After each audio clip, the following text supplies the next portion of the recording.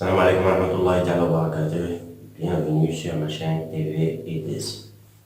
Au cours de cette vidéo, qui peut être considérée comme annexe de ma vidéo précédente sur l'oxydoréduction. En fait, c'est une application d'oxydoréduction. Il s'agit de comprendre le fonctionnement d'une pile électrochimique.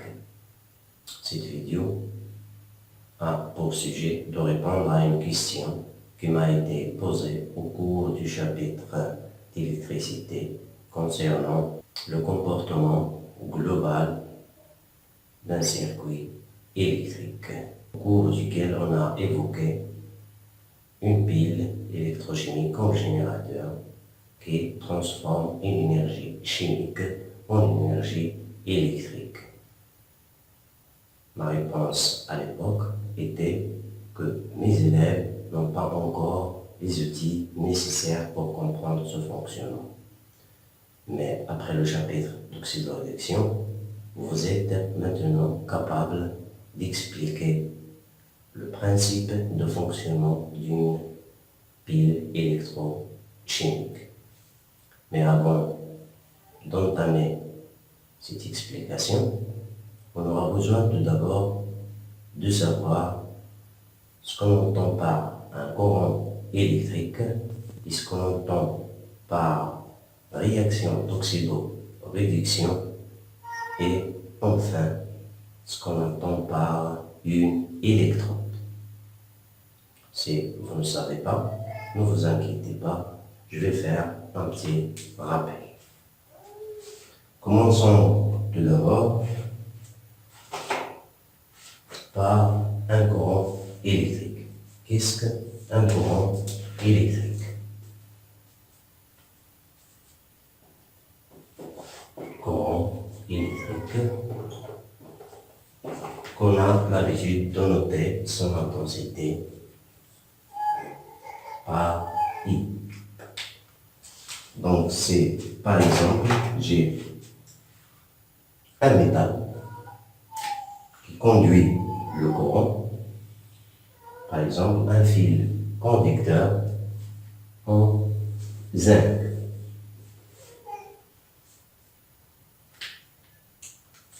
La même chose peut être dite pour le cuivre. Ce sont deux métaux qui conduisent le courant. Et pas seulement les métaux qui conduisent le courant, il y a aussi les solutions. Les solutions aussi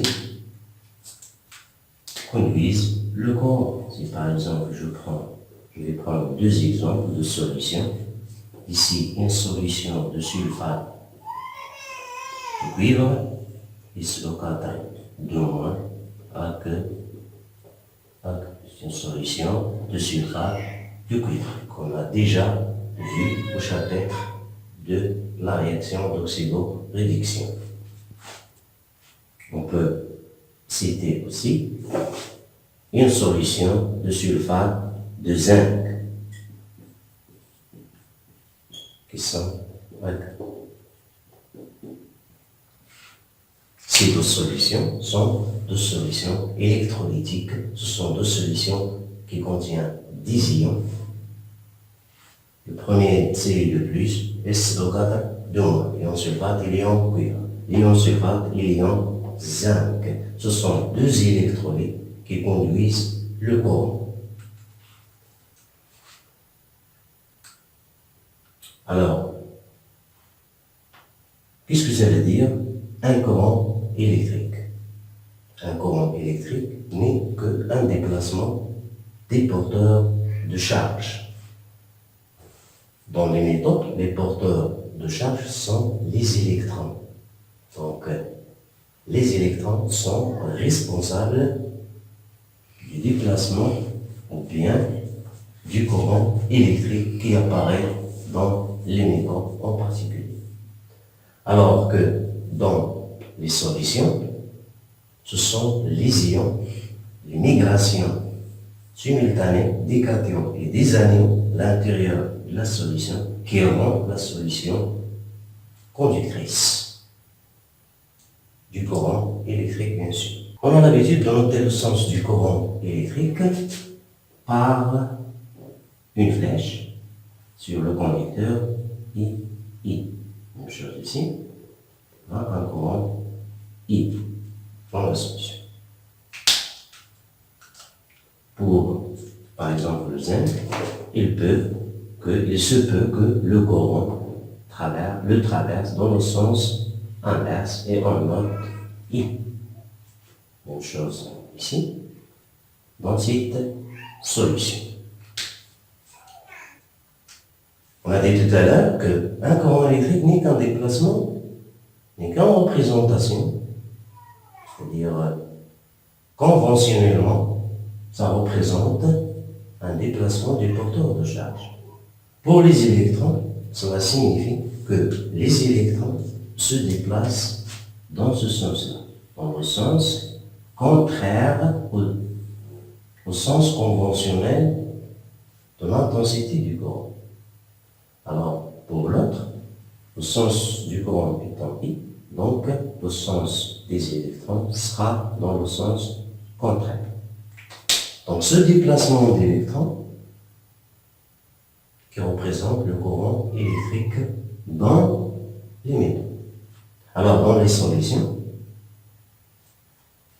I signifie que les cations se déplacent dans le même sens, c'est-à-dire qu'on aura déplacement dans le même sens des Cu de plus, alors que les SE4 de moins, je vais écrire SE4 de moins, que bien sûr sont dans le sens contraire. Même chose ici, les ions Zn de plus vont se déplacer dans ce sens, alors que les ions SO4 de moins vont se déplacer dans ce sens. En général, dans les métaux, le sens de déplacement des électrons est contraire au sens du courant électrique. Dans les solutions, le sens du courant est le même que le sens du déplacement des cations et le sens contraire pour les ions. Alors, c'est un bref rappel sur le courant électrique et le sens du mouvement du porteur de charge, soit dans les solutions, soit dans les métaux. Alors, comme vous voyez ici, pour cet exemple-là, on a un métal zinc et une solution qui contient les ions de ce métal. On a un métal Cu et on a une solution qui contient les ions de ce métal. Si j'émerge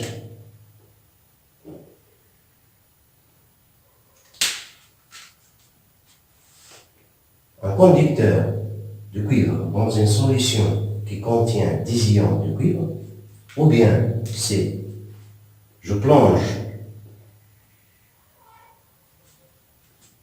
un conducteur en zinc dans une solution qui contient l'ion Zn de plus, on dit qu'on a ainsi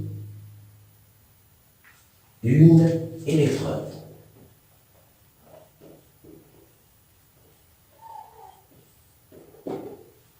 Il y en a plusieurs types d'électrodes. Ces exemples-là que j'ai donnés ici, ce sont des électrodes métalliques. Ils sont construits à partir d'un métal et les ions, une solution qui contient les ions de ce métal.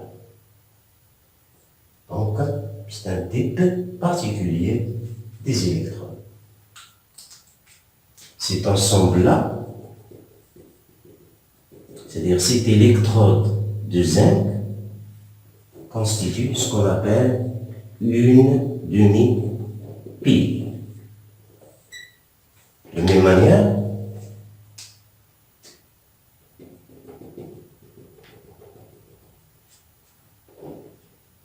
constitue une demi-pile.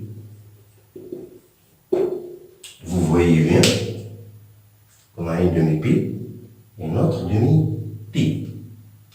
Notez bien que cette demi-pile a été construite à partir du zinc et des ions de zinc, c'est-à-dire du couple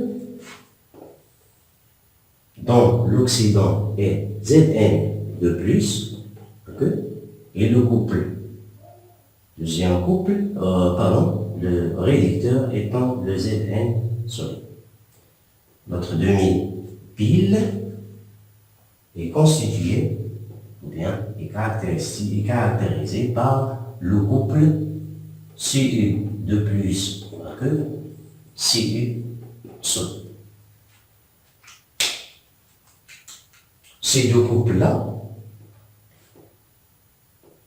peuvent réagir entre eux si on les met en contact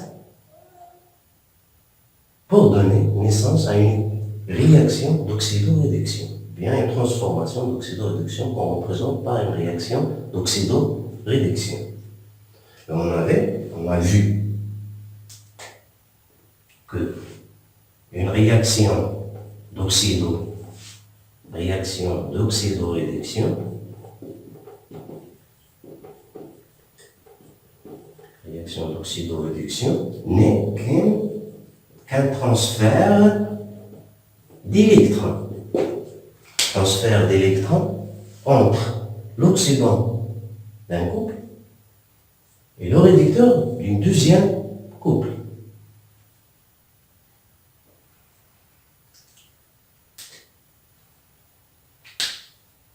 Voyons maintenant ce qui se passe si on branche un voltmètre entre ces deux électrodes, c'est-à-dire électrode de cuivre et l'électrode de zinc. Bien sûr, vous ne pouvez pas répondre jusqu'à l'instant, c'est vous n'avez pas fait l'expérience. Alors, il nous faut réaliser ce dispositif qu'on appelle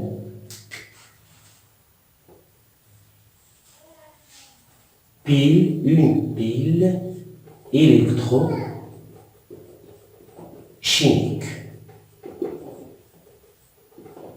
Une pile électrochimique. Donc, une pile électrochimique est constituée de deux demi-piles. Chaque demi-pile est constituée d'un électrode. Cet électrode est composé d'un réducteur plongé dans les ions de ce réducteur. Dans ce cas, puisqu'ils sont deux réducteurs métalliques.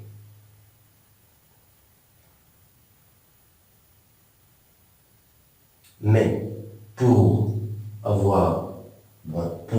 mériter le nom du pile électrochimique, il faut qu'il débite du courant, ou bien qu'il débite une tension assez basse. Donc, c'est ce qu'on va voir dans une expérience que je vous invite à regarder tout de suite. Alors, commençons tout d'abord par l'inventaire du matériel et des produits utilisés. Donc, on a utilisé un multimètre, fonction voltmètre.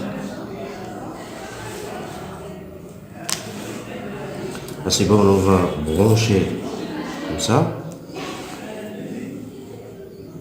ces deux électrodes, un électrode en cuivre et un électrode en zinc qu'on va plonger pour le premier dans une solution de sulfate de cuivre et l'autre dans une solution de sulfate de zinc. Donc j'ouvre pour l'instant, je ne fermerai pas.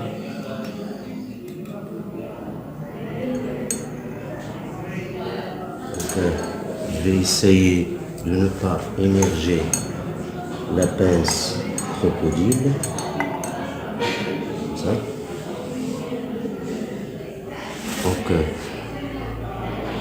je branche maintenant le voltmètre,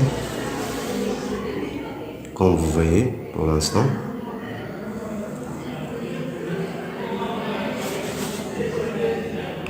Maintenant, je vais relier les deux compartiments, bien les deux bichères, les deux solutions par un bout de papier imbibé d'une solution de chlorure de potassium. De cette manière-là,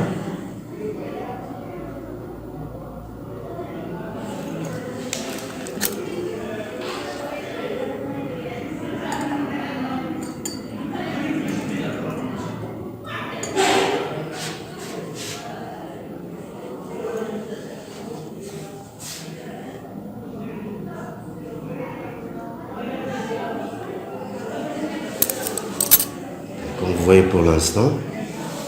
Donc je ferme maintenant le circuit. Et voilà. Alors après certains temps de fonctionnement, on remarque ici pour le zinc.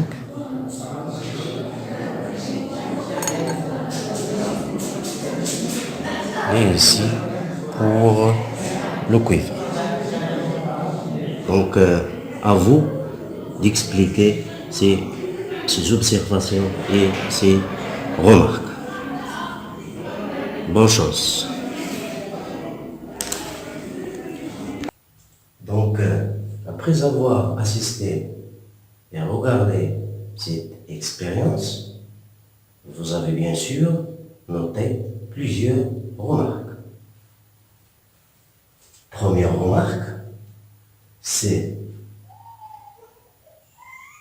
en montant ce montage de cette façon-là, on remarque qu'il n'y a pas de courant, qu'il n'y a pas de tension, que le voltmètre indique 0. Qu'est-ce que cela veut dire? Qu'on n'a pas encore construit véritablement une pile électrochimique.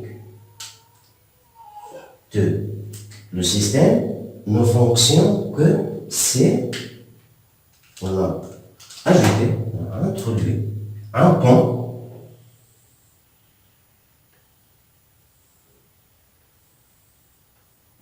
qu'on appelle pont salin ou bien pont ionique.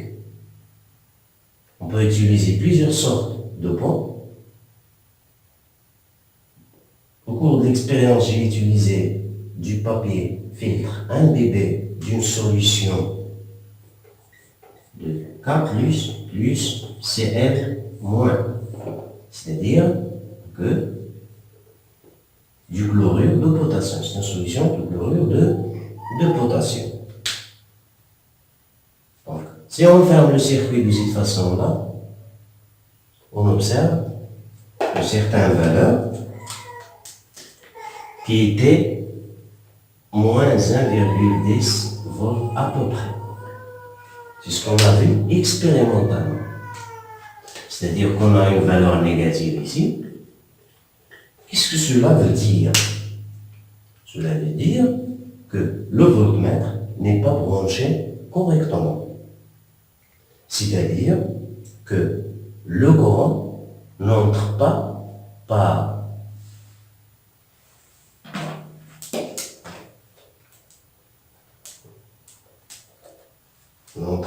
par V et sort par CAN, mais il rentre par CAN et sort par V, pôle du voltmètre.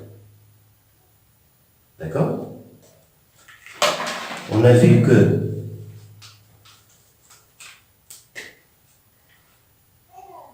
le zinc étant lié au positif, c'est-à-dire à V, alors que l'autre était relié à CAN.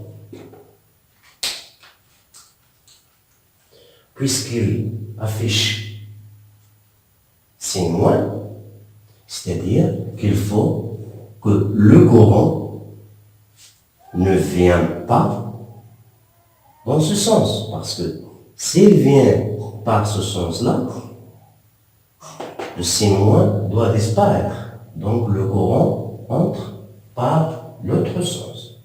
C'est-à-dire que le sens du courant était comme ça. On aurait branché le voltmètre en inversant les pans. Donc on sait maintenant que le sens du courant était ce sens-là. D'accord? C'est-à-dire que le courant vient à le sens du cuivre vers le zinc. Puisque cela veut dire que le sens des électrons est le sens inverse. C'est-à-dire qu'il y a des électrons qui passent, bien, qui se mouvent dans ce sens-là. C'est-à-dire du zinc vers le cuivre. D'accord? La question c'est d'où viennent ces électrons-là qui sont en mouvement ici. Il est facile, si vous avez bien compris l'oxydoréduction, ils ne peuvent venir que du zinc, puisque le zinc est un réducteur capable de libérer des électrons. Donc le zinc libère 2 électrons pour donner naissance à Zn de plus. Ces 2 électrons-là ne peuvent pas passer par la solution, ils passent par le conducteur métallique. Au voisinage de l'autre électrode, qu'est-ce qui va se passer? Ces électrons, lorsqu'ils arrivent ici, ils se combinent ou bien ils interagissent avec des ions Cu de plus présents ici, donnant naissance à du cuivre.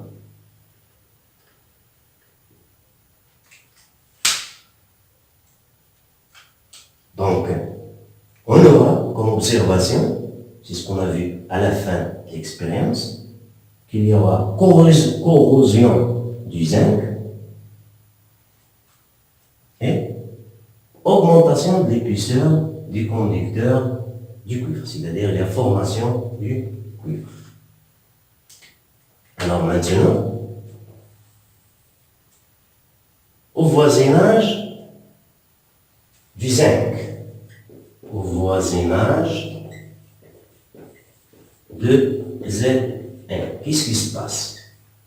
On a dit tout à l'heure que les atomes de zinc se transforment en ions Zn de plus.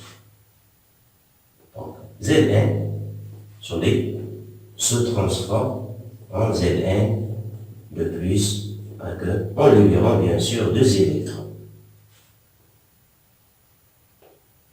Donc il y a perte d'électrons.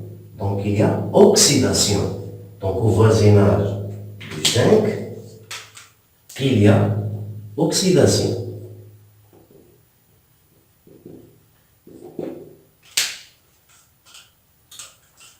Alors qu'au voisinage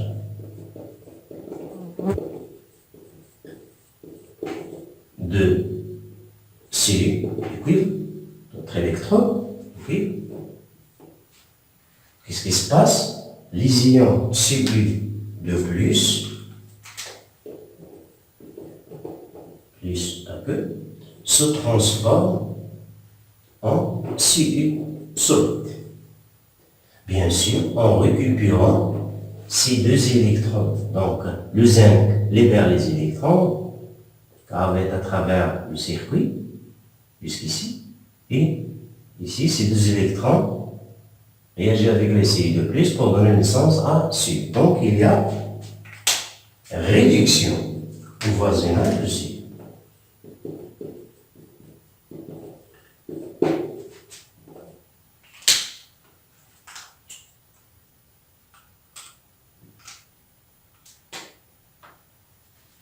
Le zinc,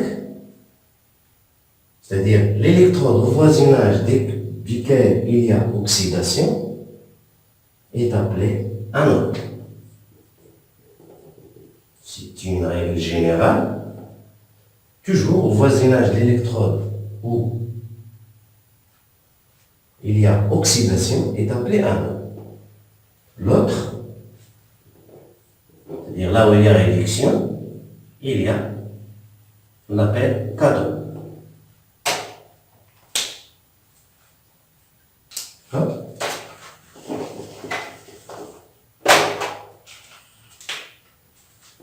Alors, maintenant, l'équation globale. Le nombre d'électrons échangés est le même. Donc, Z1 solide plus Cu de plus va donner naissance à Cu S, donc Zn de plus.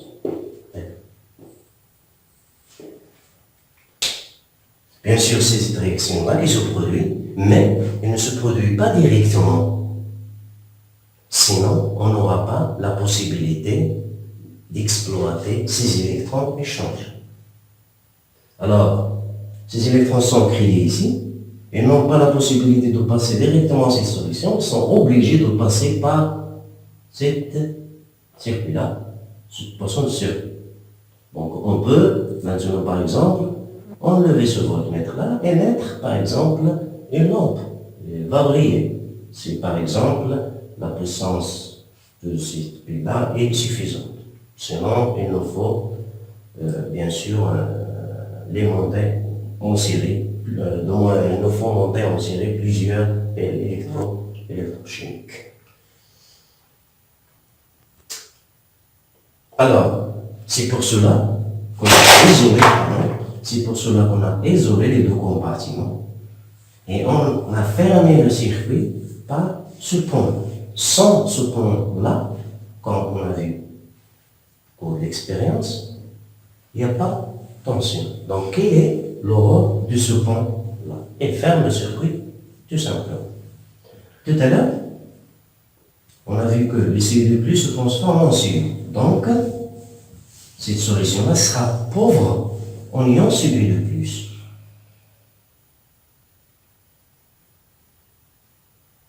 Et le contraire, ici. Il y a formation de Zn2+, donc il y a augmentation du nombre de Zn2+ dans la solution.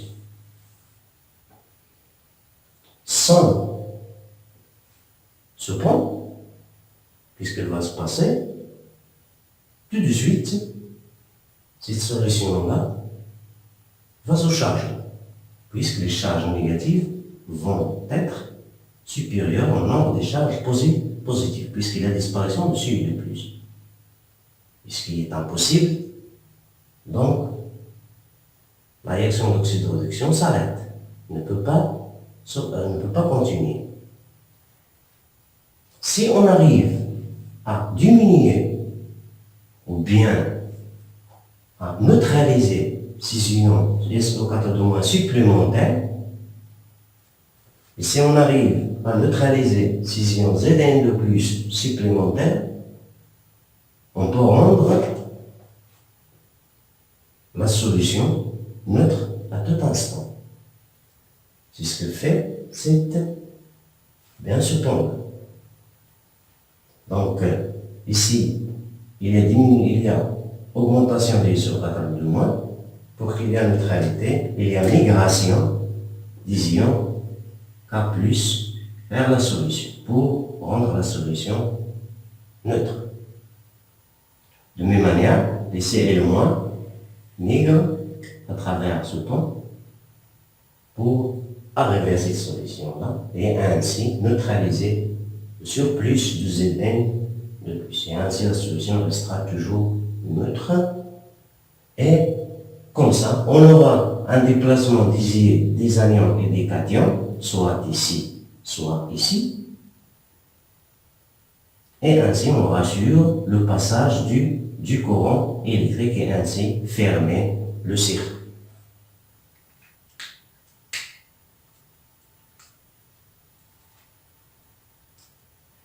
Cette pile électrochimique ainsi construite était la première qui a été proposée par Daniel. et porte son nom, la pile Daniel.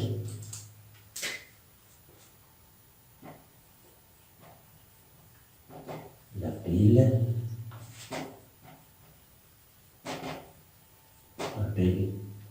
Daniel. Donc, vous voyez bien qu'on a exploité tout ce qu'on a vu, soit auparavant, soit au chapitre précédent, de réaction d'oxydo-réduction. Arrivé, tout simplement, si vous avez bien maîtrisé ce que vous avez vu auparavant, vous allez expliquer le principe de fonctionnement d'une pile électrochimique. Avant de terminer cette vidéo-là, je tiens à préciser que ce domaine des piles électrochimiques est un domaine où beaucoup de chercheurs essaient de trouver une pile capable d'emmagasiner de l'énergie électrique de manière efficace, surtout pour les voitures électriques. À la fin de cette vidéo, j'espère bien que vous avez bien aimé, mais si vous ne l'avez pas aimé, c'est pas grave. Cliquez sur « Je n'aime pas » et écrivez-moi, s'il vous plaît, en commentaire pourquoi. Merci pour votre attention.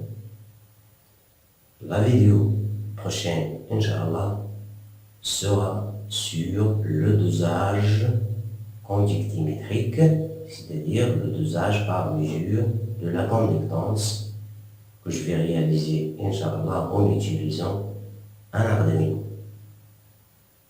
Merci pour votre attention et à tout à l'heure.